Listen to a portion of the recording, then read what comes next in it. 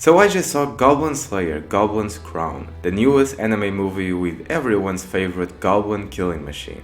It was exactly what I thought it was going to be. Entertaining, but not particularly well made. Pretty much the same as the anime. This whole movie felt more like one long-ass episode of the anime instead of an actual movie. Anime films tend to have infinitely better animation than anime series. They have more money to spend and only have to worry about one single film, instead of 12 or more episodes of a TV show.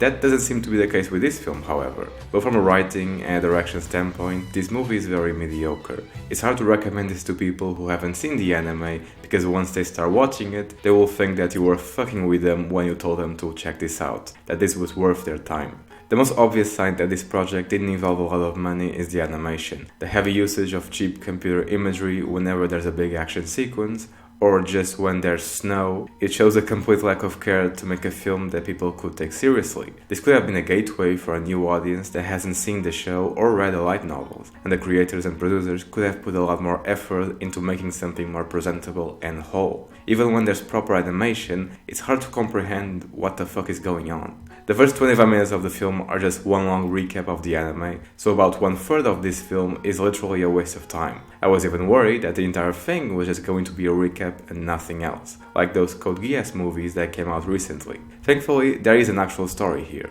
More of a side quest than a story, really. Goblin Slayer is an adventurer and is hired to save the daughter of some nobles who was playing adventurer and got way over her head while fighting off a nest of goblins. And if you aren't aware of the level of danger that goblins represent in this franchise, they are horrible, vicious, killing and raping machines. Generally, they aren't not very powerful, but they aren't complete idiots either. And the lack of awareness to how these goblins operate and evolve only contributes to people's misunderstanding of them. There are breeds of goblins so powerful that it takes a silver rank adventurer that is the third strongest type of adventurer that exists to be able to fight them. So despite goblins being viewed as the weakest type of monster in theory, that doesn't seem to be the case in practice. And the result of this is a lot of dead people and female adventurers getting raped. Both this movie and the show are based on an interesting concept. Realistic dark fantasy in a somewhat grounded setting. My favorite thing about Goblin Slayer is that the protagonist is strong, not because he's overpowered, but because of his experience and knowledge of his enemies. If he's fighting goblins that are hidden inside a cave, he doesn't use a long sword to kill them. He goes for daggers and other smaller weapons. And if one of those blades gets lost or stuck in the body of a goblin, Goblin Slayer doesn't waste his time trying to recover the weapon. Instead, he just takes the dead goblin's weapons for himself, and that is by far the strongest aspect of this story.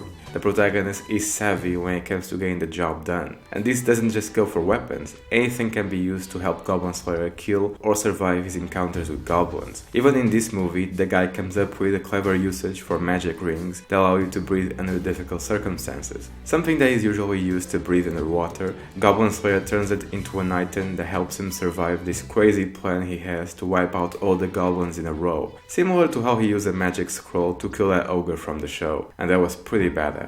I'm giving Goblin Slayer Goblin's Crown the same rating I gave the show, which is a 4 out of 10. The biggest problem for me, besides the horrible CGI that appears to be trying to compete with Overlord's abysmal CGI, is the tone. The show is very dark and realistic when it comes to dealing with monsters, but when it's anything else, things just come off like a regular, generic fantasy series. Take the character design of any of the main characters. They all look like they belong in a different show, something more cutesy and lighthearted. Like, imagine if the characters from Berserk all looked like characters from Fairy Tail.